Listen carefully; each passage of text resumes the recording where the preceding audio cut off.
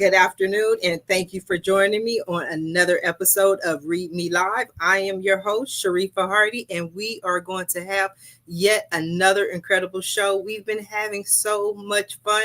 So many people tuned in to the last show. We had hundreds of people just watching and sharing. So if you're tuning in, please go ahead and share the show and let us know you're here in the comments. I want to welcome today's guest who's going to tell us about what happens if there's an apocalypse. Jen Heller. Good afternoon, Jen. How are you?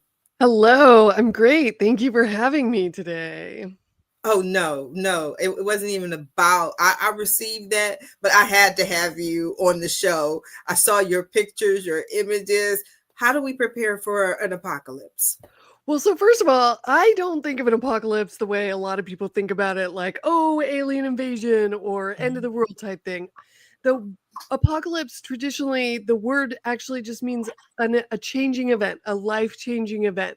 So I think of an apocalypse as just something that changes your life completely. So it could be, well, a house fire or a wildfire or a tornado, so I'm very focused on disaster preparedness, but it also, an apocalypse could be, getting some sort of disease or getting divorced or losing a loved one or even a furry best friend, And so I named my company Here Comes the Apocalypse because I thought it was funny, because I wanted to bring some humor to the subject of disaster preparedness, which is such a boring subject. Nobody wants to prepare for disasters. I didn't want to prepare for disasters.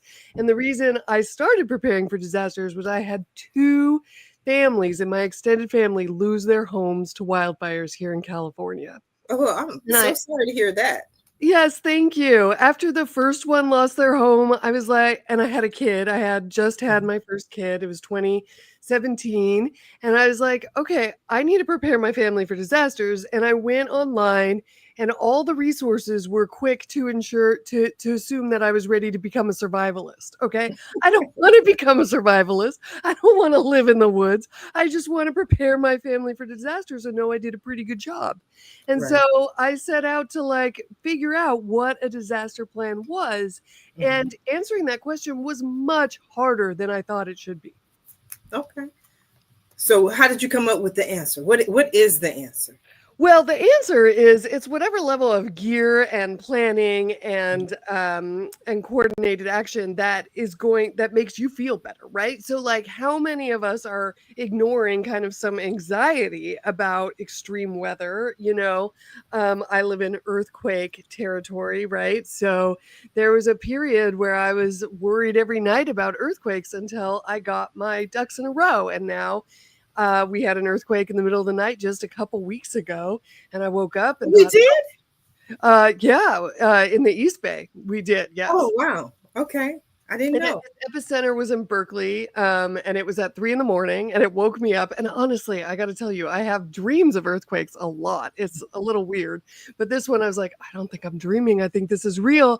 And I thought, well, at least I know what I'm doing. If this is the big one, at least I've got it.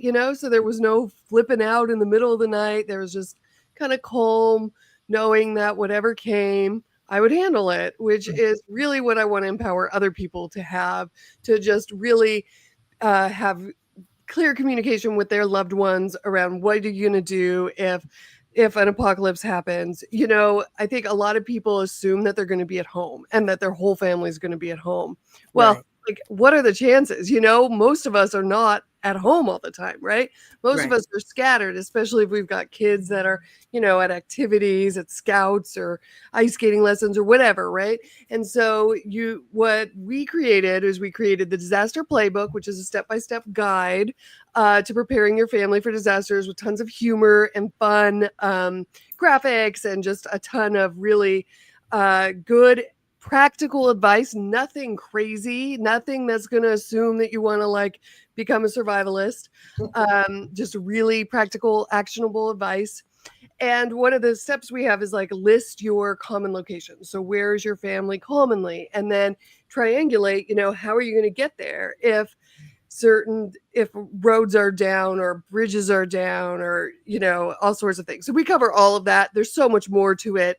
It turned out that there was a lot in disaster preparedness, a lot of different tasks. Some of the stuff you don't even think about, like it's disaster preparedness, like keeping your hallways clear of debris, Right. making sure that people can read your house or apartment numbers, right? Like that does not seem like it should be disaster preparedness, but honestly, an emergency at home is the most likely disaster that is going to happen to any of us. And so Right. you want to make sure that first responders have an easy time coming in and identifying where to go. And then if you have to evacuate, you want to have the hallways clear so that you don't cause a secondary disaster on your way out the door. I love it. I have to check it out and see some excellent tips. But does your company have like a request line on new items or new books that we want you to create? Because I have a book idea that I need. Oh, tell me. Yes, you're on it. This is the request. I need that book, right? But I need the version for the diva. That's what I need. Because like people will say, "Oh, Sharifah, do you want to go camping?" And I'm like, "Yes, but it has to include maid service, and it has to include, all these different things that have nothing to do with the wilderness. So if I need a disaster relief playbook, I need something that explains to me exactly what I need to do." Now I'm gonna give you a serious, for instance. This is a true story. I'm not gonna make it up. It happened. I kept seeing these commercials on Instagram, and they were saying that if the power goes out in your house, you have to get one of these chargers because it's solar powered, and because there's not going to be any electricity. So I didn't want to go through that company. Sometimes I see the ads and they look kind of shady to me. So I just go to Amazon, type it up, and see if this is a real product. So it was like a charger. It had you could charge your cell phone, you could plug things in, but it was solar powered. So I got to Amazon and it had about 18 different variations, and it was asking all these questions. And I was like, I'm just a girl. Like I don't know. So I think we need a his and hers kind of thing, because I think the hers, maybe I'm being sexist, but I don't know. My diva version is going to explain to us exactly what it means. That's what I need. Yeah, I hear you. I am a diva too. And we actually talk about some of that in the playbook. I talk a lot about ensuring that you have some level of comfort in these situations. Like, so, typical or basic preparedness is having a go bag, right? So you grab it if you've got to get out and get out quick. And, I tell people to pack things that are going to help to make sure that they're comfortable in a situation like that. And I'm not talking about, like, I'm assuming that you're not going to go straight to camping, right? Because why would you? You would go to a friend's house, or you would go to a family, member's house.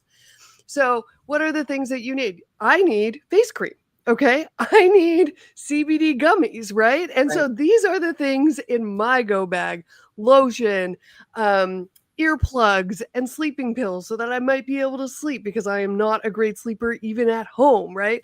So we really do talk about being a diva and, like, how to prepare for that. Now, it sounds like I just need a link to that product, and I will personally tell you want this one, because I'm interested in seeing that product anyway. And we have a list of recommended gear on our website, herecomesapocalypse.com. And so I would love to add that product to the list if it makes the cut. If I find it, I'm gonna go look for it. I'm gonna go shopping for it. But it was a solar charger, and you can plug your cell phone, you can plug up chargers, whatever you need to charge that without electricity. But it said it had like, okay, do you need to charge it with this amount of wattage? And I was like, you lost me at wattage. Like, that's what I'm saying. Like, because all I know is when I turn on my light switch, the light comes on. Like, that's the extent of how much I know about wattage. I am such a I'm not even going to give it a word because I am not good with anything outdoorsy. But again, we're assuming that we're not going camping, we're not going outdoors, we're going to a friend's house. But that means the stilettos are a no go, right? Like, you got to tell me these things, you got to explain to me what's happening. Yeah, I would definitely pack flat shoes that are pretty comfortable, you know? I mean, what I did is I just took my sneakers when I got new ones and I put the old ones in the go bag, you know? Like, you don't need to spend money. You probably do need an extra cell phone charger, you know, but like I'm not big into like buy everything, you know, because it gets really expensive. A lot of us don't have that kind of money to Right. spare. And the question that I get more and more is, isn't it going to be expensive to prepare? Mm-hmm. Well, you know, 90% of the steps that we give you, except for the gear steps, are 100% free. It's about recording information so it's not in the cloud. So you've got phone numbers and addresses and stuff. It's about talking through what you're going to do in different situations with your family. And one of the key steps that we definitely recommend is that you designate an out of town contact to be your communication relay. We call this person the master of disaster. And the master of disaster then is who you text if you're in the disaster. And then they are equipped, because we give you a PDF that tells them everything they need to know. You fill it out with your info and then you send it to them, and they've got everything so that they can help you from afar. Because in the event of a really big disaster, it's going to likely be a lot easier to text people who are out of town than in town, because cell phone towers get jammed. Right, but what about people like me, Jen? I need your help because I'm the kind of person down here in LA. We always go to Vegas. Vegas is like a 4 hour drive. We go for the Nice. weekend. It's just the weekend, and Yeah. I'm like I'm going away to college, moving into the dorm. I have 29 changes of clothes just for the weekend. You know, we can't just pack light. You got to have 8 matching pairs of shoes to go along with it. What about how do you know how long this disaster is going to last? How do you know how long you should pack for? How many jammies do we need? Yes, great question. I mean, it's really what can you carry? You know, what can you fit in your car? Like, I have 2 cats, so I don't, and 2 kids. Sorry, I Okay. should mention the kids. 2 cats and two Perfect. kids. You done saved the cats and left the kids. Oops. Yeah. So like our car, we only have small cars, we have Priuses. So it's like we don't have a ton of room for other stuff. Okay. Now we do have some pretty big go bags, right? Because I loaded it up with like coloring books and crayons for my kids and like fidget spinners or whatever, so that we have things to focus on. Because I just imagine being like, if you can't go to a friend's house, Mhm. you are probably going to wind up in some community space like a high school gym or a community center, because that's a common place where they'll create a a place a shelter, an emergency shelter. And I Mhm. just imagine being there and not knowing what's happening. Maybe I don't know what's happening with my loved ones. Maybe I don't know what's happening with my home. And like, what is going to make the difference for me in that moment? And yes, pajamas, a change of clothing, you know, all the things I've mentioned, but also like something to read, right? Mhm. A bottle of booze, you know, something to help pass the time, so that because you're going to be there and hopefully you're going to be home soon and hopefully you're going to be able to go somewhere soon.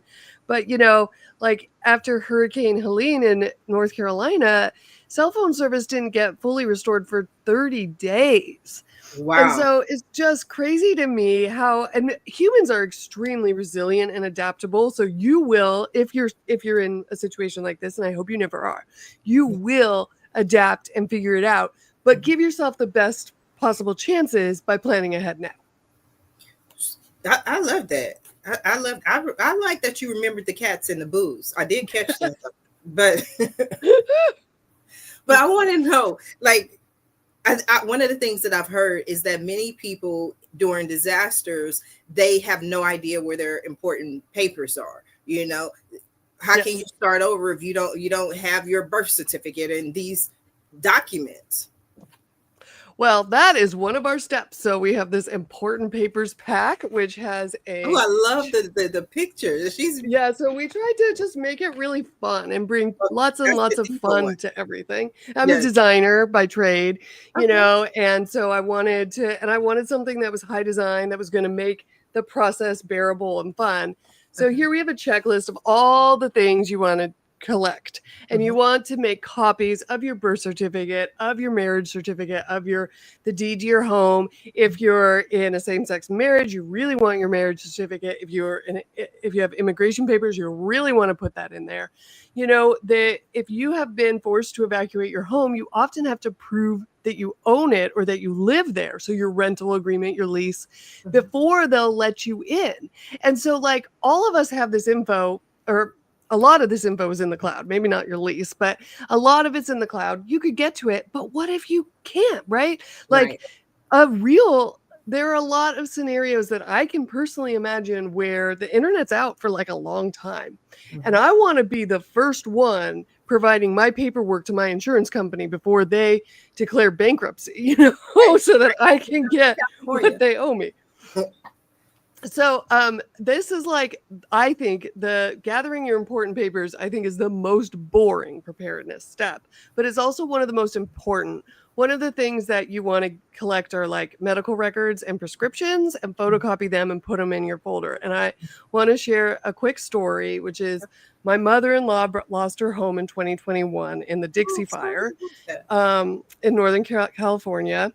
Mhm. And we were on vacation with her right after. And so we're at the beach, beautiful place, trying to relax. And they have just lost their home. And Oh, she wow. needed to get her medication refilled.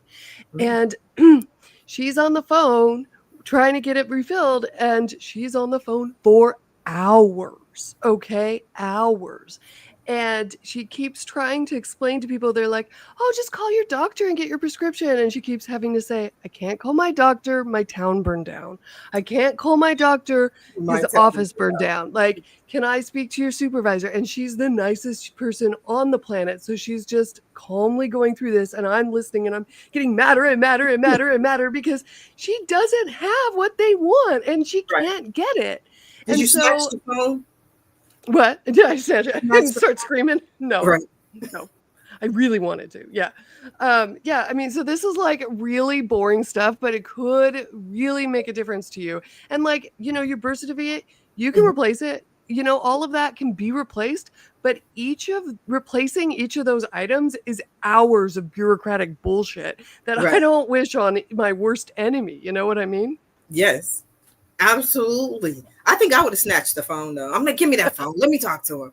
That'd just Yeah, been a good release for me. Get out some frustrations. You know, absolutely. not that I need anger management, but I'm just saying, Jen. But let me ask you, when I first saw Here Comes the Apocalypse, and then you sent me a few different photos, I was like, I have to talk to her because this lady seems very interesting.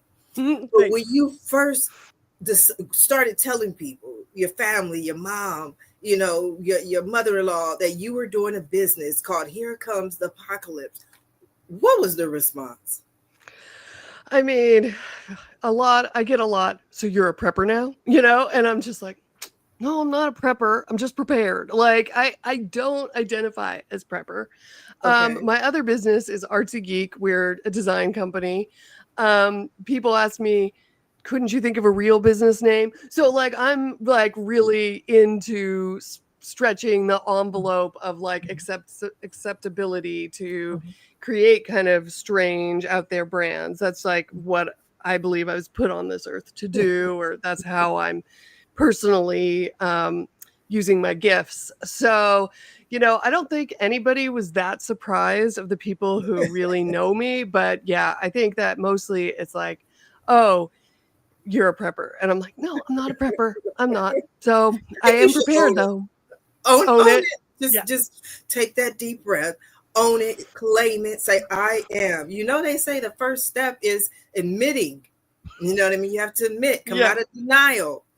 Then we can help you. I'm not a prepper. I was just kind of giving it some thought. Am I a prepper? Am I not? I'm not a prepper. I'm a last minute person. I'm late everywhere. I wake up at 5 a.m. and I have an 11 o'clock meeting, and I'm running late. Oh my God. I don't know how I wake up early and I run late.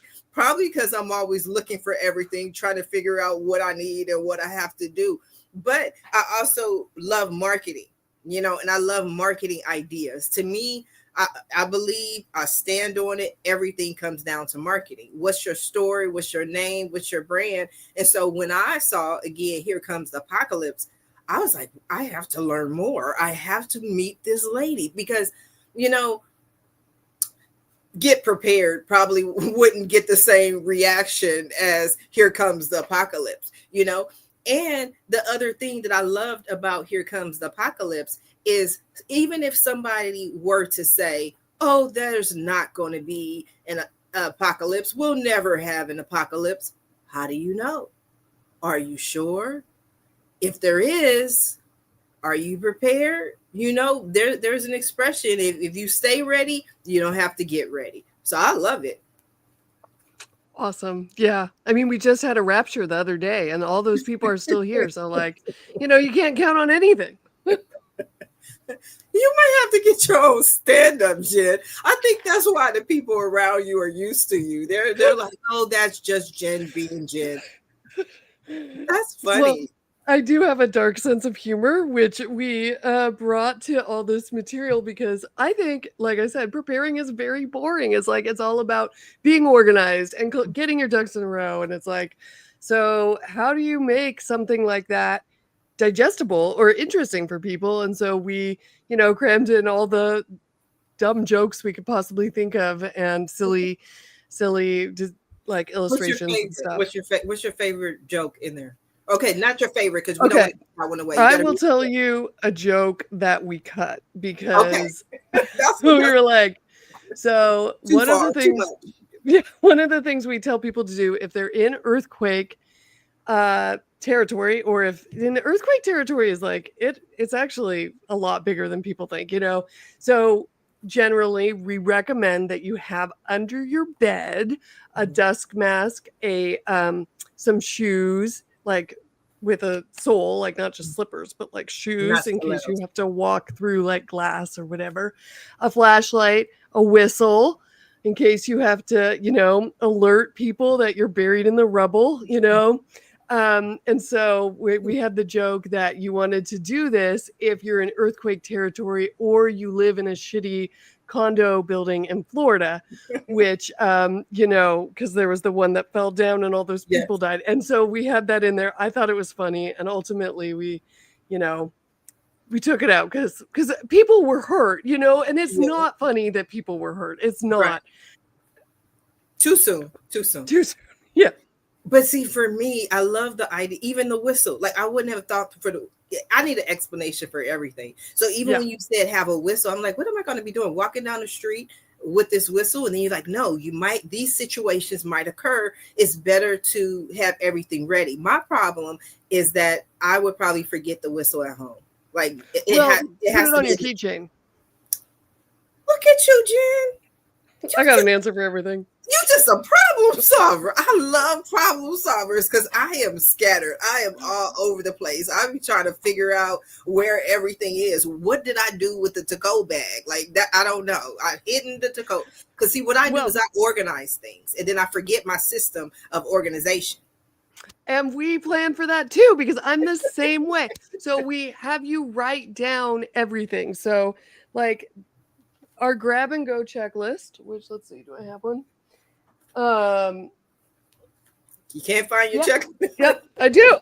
Okay, so this is the grab and go checklist. So if you have to evacuate and evacuate quick, you fill this out ahead of time so you know what you're grabbing. So we've got, here's what you got to do. You got to, like, if it's, snowy out, you want to turn off the water or whatever, people in extreme weather know about that stuff. And we cover that in the book, the Disaster Playbook. Here we have, if you have 5 minutes to, oh, no, sorry. This is what you do. So this is like, if you have to do things before you leave. here, if you have to get out in 30 seconds, what are you grabbing? So we have the item, the location, and the person in charge if you live with other people, right? And so we give you 2 copies of this in the disaster bundle, which is the bundle of our full tools. And so I have this filled out at my home. My husband and I take a long time to make decisions. He is not a quick thinker. So we have this filled out ahead of time. We know who's doing what. So if we have to get out and get out quick, I'm handing one to him. He knows what he's doing. I know what I'm doing, and we're getting all this stuff and getting out quick. Here we have, if we have 5 minutes, what are you grabbing? So you have more time. So here's where you can grab things that are like a little more sentimental, maybe some stuffed animals or family albums or something. Maybe the cats don't make it on the 30-second list. Kind of depends on whether they're around or not. And then here we have the 1 hour checklist. I call this the dream apocalypse, a whole hour to evacuate your home. So we've got like all the things that you might want to bring. And we have the locations here so that in case you forgot where you put it, you've got it written down. Now, I will say this requires you to keep things where they are. So I was going to say the same thing. Yeah. So, that's something to consider if you're somebody who's very chaotic. That is a lesson here when you're filling out your grab and go checklist to be like, oh, I'm going to keep that where I put it. See, I think I put it somewhere and then I'll clean up. This is my thing. I'll clean up. I'll clean the house. I'll organize everything. And then I'll put it in a different location. And it's going to take me 30 minutes when I have 30 seconds to evacuate to remember where I put everything I need. So you know what? I need that. I need something to help me. Because I tell people, even with working out, I don't need a plan to tell. I need Jen. That's what I need. I need you to come over during 5 burpees right now. Yes, that's what I need. I need you to organize all of it. And then I'll just be like those little students. Remember how, I don't know if you did this when you were in school, like when we went on a field trip, all the little kids had to just follow along. On the string? Yeah. Yes, that's what I need. I just need to hold on to Jen. Where are we going? What do we have? Because I think that's what I am horrible in disasters. I have learned that. We were the last, I wouldn't even call it really a disaster, but it was the closest thing to me being all over the place is when we had the Northridge earthquake here in Southern California. That was the largest earthquake that we've had in some time, and everything was shaking and the pictures were falling down on the wall. I think I just froze. I don't know if I froze, but I was just like, what is happening? And all that training that I learned in school, get under the desk. Do you have a section for what to do if you freeze? Yeah, well, so the thing to do is the final section in the playbook. So if you get through all of it, then we get to drills. Okay. And so, the Great Shakeout is coming up. It's on October 16th, which is right around the corner. Okay. And so it's a great opportunity to just pretend there's an earthquake. And I mean, I freeze too. Like the other day I was crossing the street and a car was just barreling to me and I'm like, and I'm like, wait, that's the wrong move. You don't want to freeze when a car's coming at you. What are you thinking? Right. And so the first thing is knowing that that's what you do. Right. And so that. Good job. Way to go recognizing that in yourself.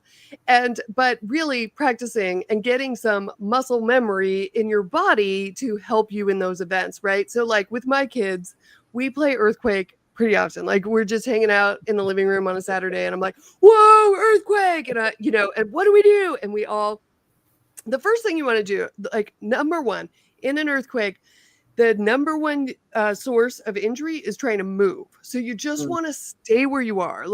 So just duck and cover, get down, duck and cover your head, and so probably not right now, but when we're done, get under your desk, duck and cover, and practice it, because it is the practice that can get you out of that freeze mode and into action.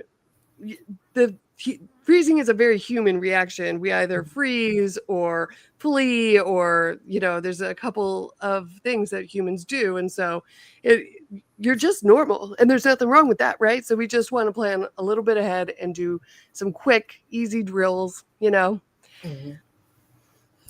I'm just curious because I'm pretty sure you've done the drill with your family multiple times. I just want to know, what was their reaction the first time you did it, and then their reaction the most recent time that you did this earthquake drill. So actually, we've only ever done this like, oh, earthquake, what do we do? Thing. And I've done that in lots of locations because I think it's kind of fun and the kids don't mind it. On my list is to do a fire drill. Okay. And when you do a fire drill, you actually like set off the fire alarms in your house, or one of them, and then you all escape as quick as you can. And Okay. so you would want to grab your go bags and get the heck out of there. And I have not done that because well, I have no excuse, honestly. I got to do it. I'm gonna do it this weekend. You can't let them know when the drill is coming. No, I just like the Yeah. honesty. But I could just imagine these kids like the first time they're like, "What is happening? What is going on? There's a drill. There's an earthquake." And then, like, 18 times later, it's like, "Oh, that's just mom," and they move a little slower, a little different Mom's reaction. so crazy. Yeah. I know. I know. Totally. I mean, I think there is a level where it feels crazy to be doing this stuff, but then there's the level where 5.4 million people were displaced by disasters last year. Right. So like it's happening more and more and more. And so like, is it crazy? I don't know, No, I think crazy is fun. And I tell people all the time, just because I'm crazy doesn't mean I'm wrong. Right. Yeah. So they said one of the most difficult aspects of Hurricane Katrina is many people did not have their documents. They did not have their documents. They had nothing to prove exactly who they were. So when you're trying to get assistance, or you trying, it was just, it's. I love the fact that you can laugh about it, that you can have fun with it, because it's not the easiest time. I mean, people lose family members, people lose everything. The wildfires that we had recently here in around Pasadena and in Those were California. super I mean, scary. yes, and a lot of the insurance companies pulled out of California. It was not a good time for many people. I know people who to this day, right now in October 8th, 2025, are still living with relatives because it takes some time to rebuild. And just multiply that time to rebuild when you don't even have what you need. You left things in the house, so I say hats off to you for doing this and even thinking about other people, because you're making it fun, but it's a very serious topic. It is a serious topic, and it does take time to rebuild. My family members that lost their home in the Tubbs fire of 2017 in Mhm. Santa Rosa, it is not even recovered. Like Yeah. you go to that area and it's weird. Like there's all these places that still haven't rebuilt, and it's been 8 years.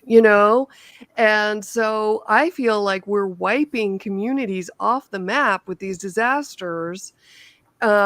And we really need some support. And right now we're in a situation where, we can't even, especially with the government furloughed, like we're not even going to get what little support we might have gotten after they cut FEMA's budget, so like we can only rely on ourselves. Mhm. And one of the things that I think about a lot is that there's a lot of people out there working 2, 3, 4 jobs to just survive. And so what I want to do is I want to take care of my family so that the first responders can attend to those people, because Oh, I that's have the privilege of having the space to prepare, and so many people don't. And so I feel like it's my duty as somebody who cares about society to prepare. And this is going back to the prepper thing. Preppers get a bad rap. And one of the reasons that I don't identify as being a prepper is because it's all about me. I've got my stash and I'm going to be, you can't come near it. I've got 15 guns and all this, right? And it's Mhm. like, I am way more community oriented. I'm preparing with my neighbors. I'm preparing with the people that the other parents at my kids' school, right? Because one of the steps that you should take is create designating meeting places if you can't meet at home. So if your family's scattered and you can't meet at home, where you're going to meet. And so you should have one in town farther away, and one out of town. People often call that the bug out location, right? And so we picked our kids' school because by picking that and telling other people in my community that that's where we're going to meet, it means that there are going to be more people there that my kids might recognize if I can't be there, right? There's going to be more people out there who's going to be like, where's Jen's kids, or like it's just going to help us all thrive as a community. And I don't want any future where it's just me and my family holed up in my house. That sounds terrible.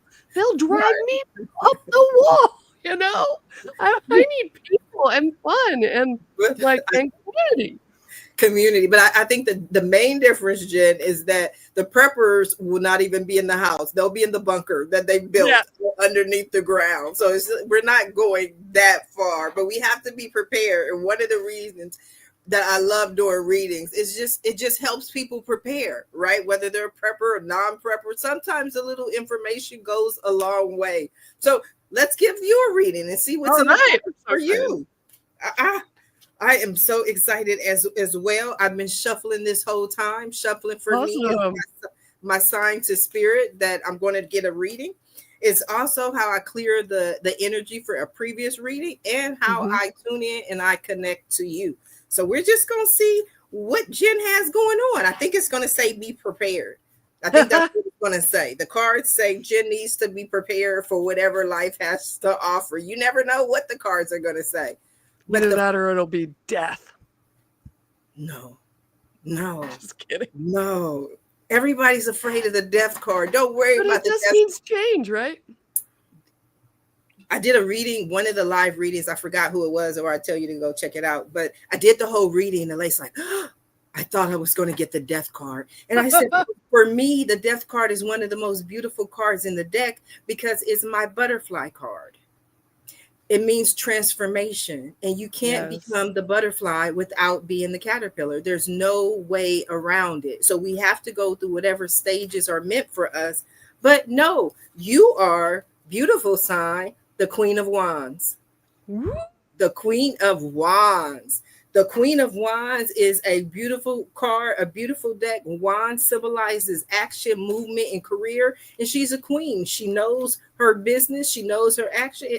And she comes up with creative ways, just like Jen, to make things happen. So I think the Queen of Wands is pretty appropriate for you. What's over it is the Eight of Cups. The Eight of Cups. The Eight of Cups is about letting go.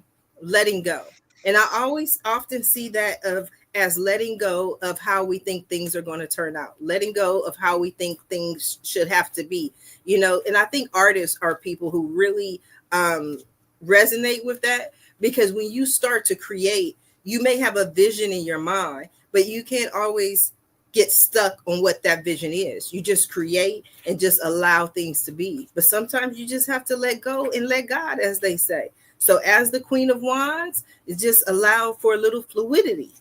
I like that, fluidity. That was for Jen. I like that too. Two of Wands. Two of Wands. That's your next card. And the Two of Wands is about initiative, about stepping out there on faith to make things happen. Let go of how you think things should be or the way you think they have to be, and step out there on faith to make things happen, to make things grow, to build. Because the minor arcana is always on a scale of 0 to 10, right? And I always make it like that's that customer service survey. That's what I call it, right? So the minor arcana, they end with 10. 10 is completion. 5 are your challenges. So 2 means that on this stage, you're just beginning. You're just stepping out there. You're just starting on this path since you let go of where you were. The next card that you have is the Eight of Wands. This one is definitely hard to see. There they go. 8 wands. 8 wands. This is one of my, Jen, this is one of my favorite cards in the deck because, don't tell anybody. but I don't like to do a lot of work. I hear that. So the Eight of Wands to me is about opportunities, right? And unlike the Two of Wands and you stepping out there on faith, Eight Wands are already on their way to you. They are already in the air. They have already been shot. So these are opportunities that are on you, on their way to you, so you can take the initiative and discern what opportunities that you want, right? So this is about Love being it. open, being open to receive what comes your way. You also so far have had two eights, and eights are about abundance. Eights are abundance in numerology, and it means again the same thing. Eights is the infinity symbol. A lot of opportunities, new opportunities, but you don't have to accept every opportunity that presents itself. You use your discernment. Maybe there's an opportunity that's not for you. Because Mm-hmm. the next card that you have, see, I think I spoke this card up. This one's hard to You see. did. Yeah. The four, there it is. The four, they always look better when I'm away from the light, obviously.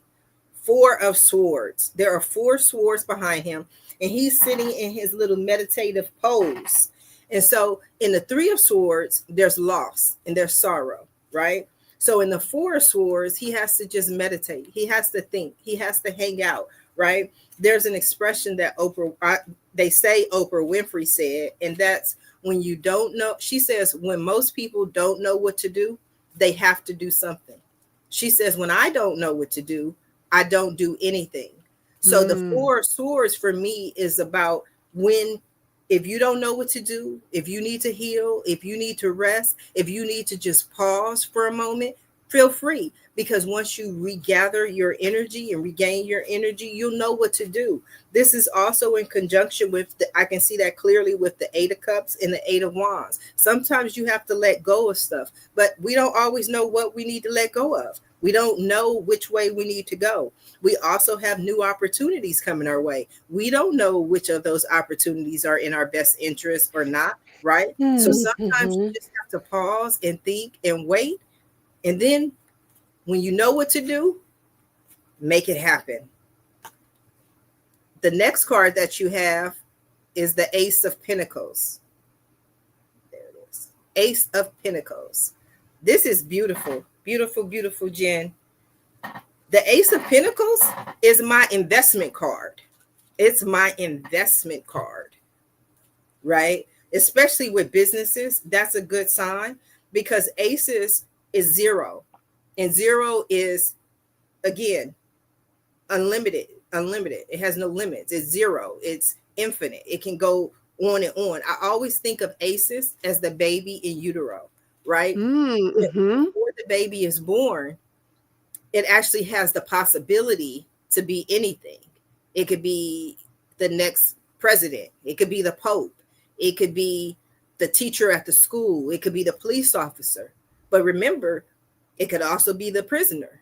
It could be so many different things. But because it hasn't become tangible, it has the possibility to be anything.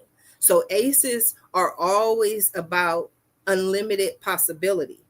Now, pentacles, most people think about it as money, but it's also the physical manifestation of that thing. So when I was running for politics and people said, I love you, Sharifah. I believe in you. I support you. And I said, good. I need the physical manifestation of your belief. And that came in a check, right? It's wonderful to say you support people. I support Jen. Okay, but then I need you to go buy this book and get prepared and get the bundle and do whatever you have to do. That's the physical manifestation of that belief. But the reason I consider it the investment card is because it's just one pinnacle. It's not 10 pinnacles. It's not a million pinnacles. It's just one pinnacle, right? So that's the seed. You know, and so often, especially in business, we may think we need $100 million. We would love to have $100 million, but sometimes you just need the seed money. You need those little bits of money that come in that allow you to do what you need to do to get to the next level. So this is about small amounts of money coming in and coming to you that will take you to. Does that make sense, Jen? Absolutely. I love it. I think of it as a seed that's being planted and like Yes, growing into more. Yeah. yes. So the next card that I have for you is the Four of Pentacles. Ooh. So with the Four of Pentacles and the Four of Swords, the Four of Pentacles for me is my miser card. Again, So, again, there's a second, there's like to me a second message of holding on too tight and not letting go, right? So what I'm seeing again is you have everything that you need, all is well. There's no reason to hold on too tight to ideas, but it's not really about ideas, because the one thing, reading for me is not only what you have, but what you don't. You don't have a lot of swords. You have the Four of Swords that says rest and heal and chill out for a moment. But other than that, you do have a lot of movement. You have wands, you have pentacles coming up. So that's wonderful. The next card that you have is the Empress. ooh. The Empress is beautiful. The Empress is a major arcana card. The Empress is like, for me, I'm an Aries. That's the Aries symbol. He's a leader, a strong leader. And also the Queen of Wands is the Aries as well. So there's a lot of leadership. And I could just, I think that's what I said earlier. I just want to tie myself to Jen and just follow you wherever you go. Right. So however we monetize that, that's another book. We got another book. It's called Yeah, all right. Follow Jen. That's the whole book. Just follow Jen. Wherever she goes, you just go along with her. That's the message. Stand up, be the leader, lead the people, because they haven't thought about these things. They haven't thought about these areas. So they need strong people like you, because the next card is the Seven of Pentacles. Seven of Pentacles. So now she went from one pentacle to seven pentacles, but the Seven of Pentacles is about assessment, assessing, looking at where you are, thinking about where you are, thinking about what you need. That's my clean the house card. Whenever I get that, for some reason, is about, let me look at what I have. Let me look at what I need. Do I need to go to the Goodwill? Do I need to give some of these things away? Do I need everything that I have? Or maybe there's something that I'm missing. I'm definitely missing a here comes the apocalypse guide, because I am not prepared. I am not prepared. So to me, that's assessment. And I did a 10-card reading. I've done 9 cards and I've rambled for a long time, because that's what I do when I see all these things. But at the end of the day, number 10, what is the final outcome through all of this? What does my dear is not the death card, Jen? Stop. Stop. It's not. It's the Four of Cups. Oh. Four of Cups. So you got a lot of fours. A lot of fours. A lot of fours. So for me, the Four of Cups is about that feeling you get. It's like a tired feeling that you get.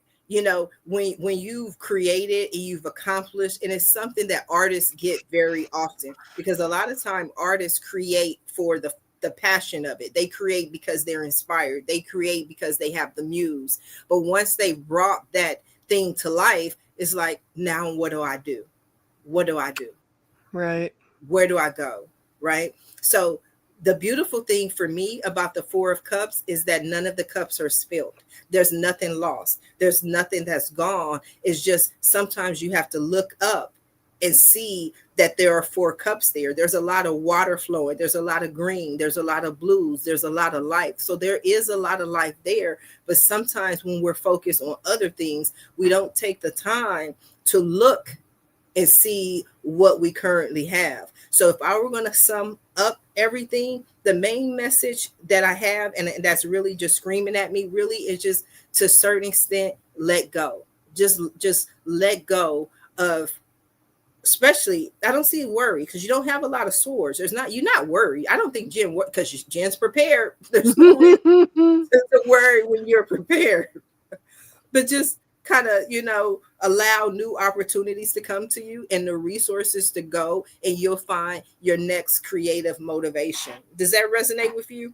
It really does. This whole thing has been such a journey, and I spent years really researching and putting together the disaster playbook. And then, I kind of was hoping it would just like explode, and I'd get like press or something. And it really just didn't. And so I have been very much in, uh, mourning that, which saw in your reading very much that I'd moved through that, which really is wonderful. And I think that letting go of where, I think of business as kind of like people, right?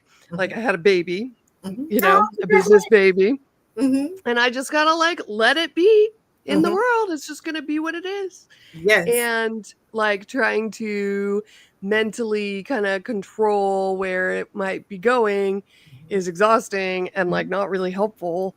Right. So I just gotta like chill out and enjoy the abundance that I have and the happiness that I have and the preparedness that I have. Woohoo! And Yes. then, like it is what it is, and it'll and trust that those opportunities and the swords are coming my way, and that the universe is going to provide them for me so that I can just kind of like chillax and do these fun things like this right now with you. Right.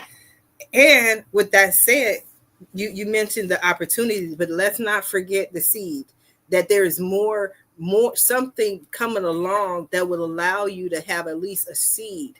To me, it is weird because a lot of people just want to.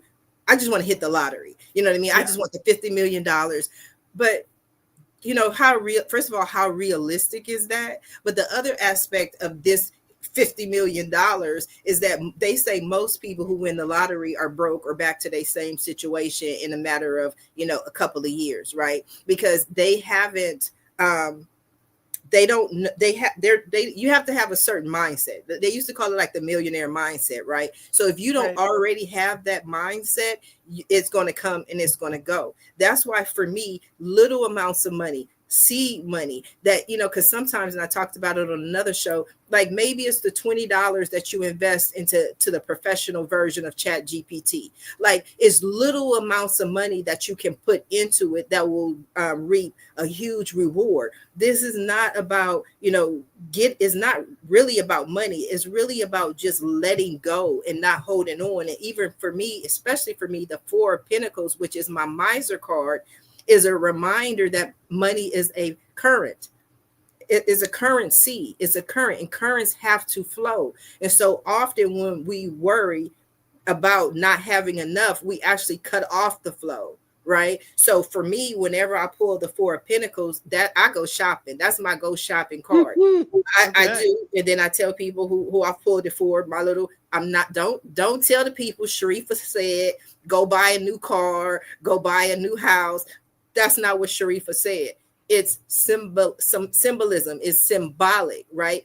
Go to the 99-cent store. You know what I mean? Do something Right. small, but it's a sign to the universe that you trust it, that you believe in it, and that you know already that you have more than enough. And you have the energy of the Emperor. You have the energy of the Queen of Wands. So you know who you are.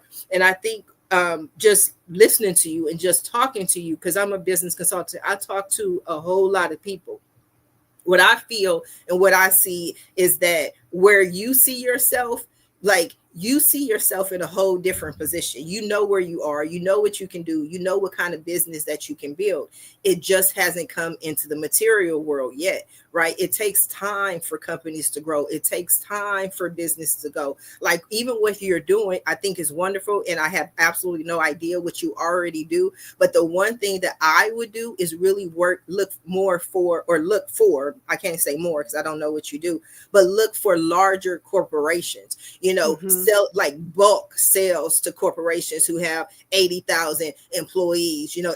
Each of your employees needs this. Hospitals, different things like that, where you can go more in bulk, right? Because like obviously nobody knows what the future holds, but I know you're going to be successful. You ooze success. You are success, and you have new opportunities coming your way. But be a little fluid and allow it to change as it needs to change, and just be open to lead however you believe you're led, because there's a lot of success ahead of you. Thank you so much. You are well. Do you have any questions for me? No, I mean, this was what I needed so badly. So I'm so grateful. Okay. Well, what we are coming down to the last few seconds of the show. And what I love to do at the end of every show is just simply allow my guests the opportunity to speak directly to the audience, to everyone who is watching this show live. Hi, Celine. I forgot to mention him. He joins every show. And Right on. everyone who's watching in the archives, and let them know what you want them to take away from your appearance here today. So we're just going to give you a couple of seconds. Hello, everyone. So thanks so much for listening. This has been such a joy to be on the show. And I think that, preparedness for me is about resilience, is about bouncing back from whatever can happen. And so I encourage you to please consider what's going to improve your resilience in your work, in your life. Go to herecomesapocalypse.com. We've got a free challenge called Kickstart Your Prep. It's going to guide you through 5 steps that will each meaningfully improve your resilience and your preparedness, and completely free. You can also get the disaster playbook and the disaster bundle, which is our whole set of tools that bring joy and fun and great design to the preparedness process. Preparedness is not just for preppers. It's for any of us that want to bounce back from any sort of disaster as best as we can, and to make make the best of what is coming, if unfortunately it comes our way. And hopefully it never does. That's what we want. But please go to herecomesapocalypse.com. You can follow us on Instagram and on Facebook at Hello Apocalypse, and we're on TikTok at The Disaster Playbook. And you can email me at jen@herecomesapocalypse.com, and I'd love to hear from you and ask me whatever questions are coming up. I'm so interested in helping you, and am interested in the questions that come up, like the solar charger question. I really want to know what stumbling blocks we all have in our preparedness journey, so that we can work to ease them for you. So thank you so much. You are very welcome. I want to thank you, Jen, for being today's guest on Read My Me pleasure. Live. I want to thank everyone who tuned in to watch the show live, as well as everyone who's watching in the archives. I definitely appreciate your support. And if you want to be right there sitting where Jen is sitting, visit my website at readmelive.com. Until next time, everyone have a safe and a blessed day. Bye now.